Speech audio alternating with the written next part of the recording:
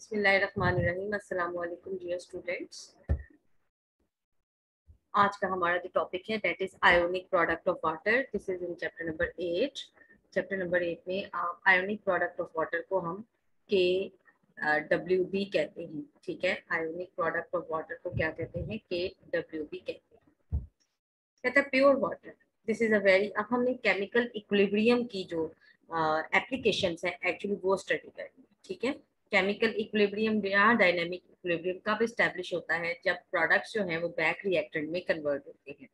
कहते हैं ये जो एक डायनामिक इक्विलिब्रियम वाले रिएक्शंस हैं they are very important industrial. ठीक है, इसमें हमने दो तरह की सिंथेसिस देखी थी कल, अमोनिया और सल्फर ट्राइऑक्साइड, जो कि दोनों ही रॉ मटेरियल है for the production of other compounds. ठीक है, आपने यूजफुल प्रोडक्ट्स उनकी देखी। आज का हमारा टॉपिक है कि वाटर, वाटर के आयोनिक प्रोडक्ट ऑफ वाटर, इसका क्या मतलब है? अगर हम इस टॉपिक को अंडरस्टैंड करें तो हमारा टॉपिक जो है वो हमारे लिए आसान हो जाएगा। यानी हेडिंग जो है आपके पास है वो लिखी हुई है ionic product of water. You know that what is water. ठीक है, आप सब जानते हो वाटर क्या है। Water is H2O। ठीक है, अब इस वाटर में आपके पास दो तरह के आयंस होते हैं। ठीक है ना, आयोनिक। तो वाटर के जो दो आयंस है उनमें एक तो आयन है हाइड्रोजन आयन। ठीक है, दूसरा आयन कौन सा है? That is hydroxyl ion, which is a negative. अगर इन दोनों आयंस को, ठीक है, hydrogen ion and hydroxyl ions, इन दोनों की प्रोडक्ट, प्रोडक्ट मीन मल्टीप्लीकेशन। ठीक है, यानी product of ions of water, this is called ionic product of water. कहता है आपके पास जो प्योर वाटर होता है, ठीक है, जो प्योर वाटर है जिसमें किसी किस्म के कोई सॉल्ट्स या एसिड या कोई भी इम्प्योरिटी मौजूद ना हो, that is very poor conductor of electricity. यानी पानी में से बिजली नहीं गुजर सकती जो कि प्योर होगा। लेकिन अगर किसी पानी के अंदर, यानी पानी के सैंपल में लिटिल अमाउंट ऑफ एसिड या कोई मिनरल्स एडेड हो जो कि आयोनाइज होने वाले हो, तो वाटर गेट्स सेल्फ आयोनाइज्ड। जब वाटर सेल्फ आयोनाइज होता है, it converts in the presence of a small acid, it converts into hydronium ions and hydroxyl ions, and the simple equation is like this। ठीक है, अब इस equation में water जो है, ठीक है, इसका एक डायनामिक इक्विलिब्रियम स्टैब्लिश हुआ है इसके आयंस के साथ, इसके पॉजिटिव और नेगेटिव आयंस के साथ। ठीक है, अगर हम इस रिएक्शन, ये जो हमने रिएक्शन लिखा है ये वाला, ठीक है, अगर हम इस रिएक्शन के लिए डायनामिक इक्विलिब्रियम का एक्सप्रेशन लिखें, यानी केसी का एक्सप्रेशन, आपको याद है ना कि हम केसी वैल्यूज, केसी एक्सप्रेशंस लिख सकते हैं। तो प्रोडक्ट ओवर रिएक्टेंट रेशियो थी, दिस इज योर प्रोडक्ट। ठीक है, तो हाइड्रोजन आयन और ब्रैकेट, स्क्वायर ब्रैकेट लगाएंगे उसकी concentration, hydroxyl ions and their concentration, and this is what according to the equation reactant जो कि आप डिनोमिनेटर में लिखें।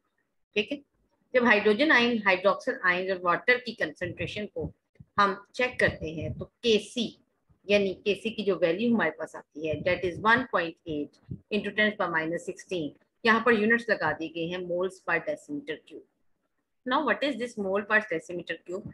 कि अगर 1 लीटर वाटर हो तो उसमें 1.8 इंटू 10⁻16 वाटर मॉलिक्यूल जो है वो जस्ट एसोसिएटेड है। केसी वैल्यू इज वेरी स्मॉल, ठीक है ना, 10⁻16 है। इसका मतलब ये है कि पानी बहुत ही लेस डिसोसिएट होता है। यहाँ पे सबसे पहले जो हमने रिजल्ट डिड्यूस किया वो ये है कि केसी इज वेरी वेरी स्मॉल।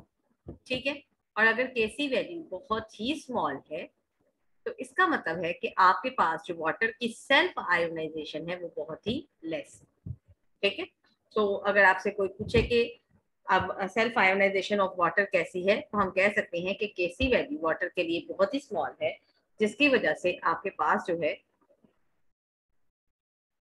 जो वाटर की सेल्फ आयोनाइजेशन है वो बहुत ही कम है। ठीक है, अब अगर हम इस केसी की वैल्यूज को, कहता है द कंसंट्रेशन ऑफ वाटर, यहाँ तक आपको समझ आ गई होगी। नेक्स्ट देखते हैं, now the concentration of water, ये जो हम स्क्वायर ब्रैकेट में लिख रहे हैं इन प्योर वाटर, ये तो कांस्टेंट रहेगी। ये जो H2O है ये एक कांस्टेंट वैल्यू है। मीन्स ये है कि अगर आपके पास 1 लीटर वाटर हो, ठीक है, यानी 1000 ग्राम, 1 लीटर का मतलब है आपके पास 1000 ग्राम अगर वाटर है, ठीक है, तो उसमें हमारे पास वाटर के कितने मोल्स होंगे, ठीक। और that is a fix quantity. आप वाटर का सैंपल कहीं से भी लें, if you have 1000 gram water या if you are having 1 decimetre cube water, तो उसमें कितने वाटर के मोल्स होंगे, we can calculate that by using the formula. और ये फार्मूला भी आपको आता है, ठीक है। इस फार्मूले के अकॉर्डिंग अगर हम देखें तो with the help of white board, you know that if you are having the weight of water that is 1000 ग्राम, ठीक है, वाटर के लिए हम 1000 ग्राम को, ठीक है, हम 1000 ग्राम को 1 डेसीमीटर क्यूब भी कह सकते हैं। और अगर आप 1 डेसीमीटर क्यूब नहीं कह सकते तो आप इसे 1000 सेंटीमीटर क्यूब भी कह सकते हैं, ठीक है। ये आपने वाटर के लिए याद रखो। अगर आपके पास 1 लीटर वाटर है, उसमें वाटर के कितने मोल्स होंगे यानी नंबर ऑफ मोल्स, वो हम कैलकुलेट कर सकते हैं अगर हमें वेट मालूम हो। नंबर ऑफ मोल्स कैलकुलेट करने का क्या फॉर्मूला होता है, that is N is equal to small m, mass पर क्या आता है, number of moles is equal to mass over molar mass. तो मैस यानी वेट ऑफ वाटर जो है वो हमारे पास है 1000 ग्राम, ठीक है, ओके। अब 1000 ग्राम आपके पास वाटर है और वाटर का जो मोलर मैस है वो हमें पता है 18 ग्राम पर मोल होता है, ऐसा ही 18 ग्राम पर मोल। तो अगर हम 18 ग्राम पर मोल को डिवाइड करते हैं 1000 से, ठीक है, तो हमारे पास जो आंसर आएगा, ग्राम ग्राम से चला जाएगा, कैंसिल आउट हो जाएगा, we will get the answer 55.5। ये न्यूमेरिकल आपके पास एक्सरसाइज में भी अवेलेबल है, ठीक है। इसमें यहाँ यूं करवा रही हूँ, इसलिए करवा रही हूँ क्योंकि आपके पास जो है चैप्टर नंबर 8 से न्यूमेरिकल आना है, you know that, long question. पीछे क्या बचा आपके पास, मोल्स। हम ये कह सकते हैं कि पानी के 1 लीटर में कितने नंबर ऑफ मोल्स आएंगे, फिर 55.5 moles, and it is a fix quantity. यूं याद रखें कि जब आप 1 लीटर पानी पीते हैं तो आप 55.5 मोल्स वाटर लेते हैं, ठीक है। तो ये उम्मीद है कि आपको याद है। Now the concentration of water, चूंकि अब आप ले रहे हैं कंसंट्रेशन और ये हम लेते हैं generally in moles per decimetre cube, ठीक है। तो पर decimetre cube means 1 litre water, और 1 लीटर वाटर का वेट होता है 1000 ग्राम, ठीक है। जब हम उसे 18 से डिवाइड करते हैं वी गेट 55.5 मोल्स। अगर अब आप यहाँ पर 55.5 को केसी वैल्यू से मल्टीप्लाई कर दें, ठीक है, तो we will get another constant which is called as K W. यानी आप यहाँ पर ये वाटर की वैल्यू जो है इसको इस तरफ ले जाएंगी, ठीक है, तो you will get the answer 1.01 into 10⁻⁻40, ठीक है।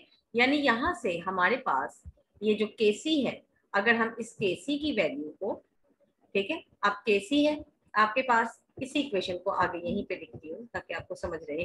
केसी को जब आप मल्टीप्लाई करेंगे H2O जो कि एक कांस्टेंट है, केसी भी एक कांस्टेंट है और वाटर की अमाउंट भी कांस्टेंट है, ठीक है। तो दोनों दो कांस्टेंट नहीं होते ना एक इक्वेशन में, तो हम इसको कन्वर्ट करेंगे एक कांस्टेंट में। It is equal to hydrogen ion, ठीक है, और क्या बनेगा, हाइड्रोक्सिल आयंस, ठीक है। Now this is equation. K C की वैल्यू यहाँ लगाएं आप तो क्या आएगी, 1.8 इंटू 55.5, ठीक हो गया। ये वैल्यू यहाँ, और उसके बाद आप देखें तो इसका आंसर क्या निकलेगा, यानी 1.01 इंटू 10⁻⁻40, ठीक है। आप फिर मैं यहाँ लिखकर आपको बता देती हूँ ताकि आपको समझ आ जाए। 1.8 इंटू 10⁻⁻16, ठीक है। इसके साथ साथ वाटर के जो मोल्स है वो है 55.5 25 मोल्स पर dm क्यूब। ठीक है, जब हम इन दोनों को मल्टीप्लाई करेंगे we will get this answer. ठीक है, H plus and OH minus.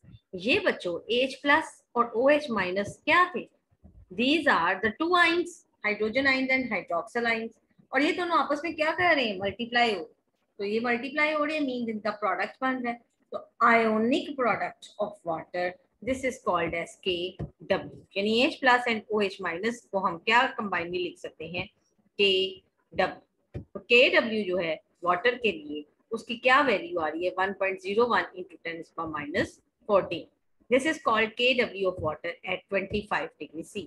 यानी ये जो रिएक्शन हमने ऊपर लिखा था ये वाला, ये रिएक्शन 25 डिग्री C पर कैलकुलेट किया गया और 25 डिग्री C पर वाटर की जो Kc वैल्यू थी वो 1.8 आई। ठीक है, जब हमने उसको कांस्टेंट, दूसरे कांस्टेंट वाटर की कंसंट्रेशन से मल्टीप्लाई किया we get another constant called KW which is also called the ionic product of water. ठीक है, नाउ यानी आपने Kc को वाटर से मल्टीप्लाई किया, यही वाली इक्वेशन जो मैंने यहाँ लिखी थी, this is equal to KW and the value comes to be 1.01। तो यहाँ आप सिंपली कह सकती हैं 10⁻14 at 25 डिग्री सेल्सियस। यानी पानी के ions, hydrogen ions and hydroxyl ions, इनकी टोटल कंसंट्रेशन या KW जो है वो 10⁻14 है। ये भी बहुत ही लो है, 10⁻14। ठीक है, आयोनिक प्रोडक्ट 10⁻14 ये बहुत ही लो वैल्यू है। इसका मतलब ये है कि पानी बहुत ही लेस डिसोसिएट होता है। ठीक है, अब यहाँ पर थोड़ी सी डिस्क्रिप्शन है, इस डिस्क्रिप्शन को भी देख लेते हैं। Since water is present in very large excess and very few of its molecule undergo ionization. कितने मॉलिक्यूल? जस्ट 1.8 इंटू 10⁻16, जो कि काउंट भी नहीं किए जा सकते। कहते हैं so it's concentration remains effectively constant. यानी हमने ये वाटर की कंसंट्रेशन कांस्टेंट इसीलिए लिया है क्योंकि वाटर ज्यादा डिसोसिएट हुआ ही नहीं है, तो वाटर की जो अमाउंट थी या मोल्स थे वो remains constant. Constant concentration of water is taken on left hand side and multiply. तो ये सारा जो प्रोसीजर अभी मैंने आपको लिखकर दिखाया था, सारी कैलकुलेशन वो सारा यहाँ पर डिटेल में डिस्क्रिप्शन दी गई है। अब आपको पता है कि Kc, ठीक है, Kc क्या है? Equilibrium constant. ठीक है, लेकिन वाटर के केस में हम इक्विलिब्रियम कांस्टेंट को वाटर की फुल कंसंट्रेशन जो कि रिमेन्स अनचेंज है या वेरी लेस डिसोसिएट होता है, जब हम उसे मल्टीप्लाई करते हैं तो we get KW which is called ionic product of water. ठीक है, अब आयोनिक प्रोडक्ट ऑफ वाटर या KW फॉर वाटर जो है ये भी टेम्परेचर डिपेंडेंट है, क्योंकि वाटर की डिसोसिएशन का जो रिएक्शन है वो एंडोथर्मिक रिएक्शन है। मीन्स ये कि अगर आप टेम्परेचर इंक्रीज करेंगे तो KW की वैल्यू इंक्रीज कर जाएगी। It is shown in this table. Temperature when it is increased, ठीक है, यहाँ पर आपके पास ये तकरीबन 0 डिग्री पर 0.11 डिसोसिएशन है। As the temperature rises till we reach at 100 degree C, जब वाटर बॉइल कर रहा होता है तो आपके पास वही 1 लीटर पानी जो है उसमें वाटर की डिसोसिएशन 7.5 इंटू 10⁻14। अगरचे 10⁻14 इंडिकेट कर रहा है कि वाटर लेस डिसोसिएटेड है। KW is called ionic product of water or dissociation constant of water। कहते हैं KW increases 75 times when temperature is increased from 0 to 100।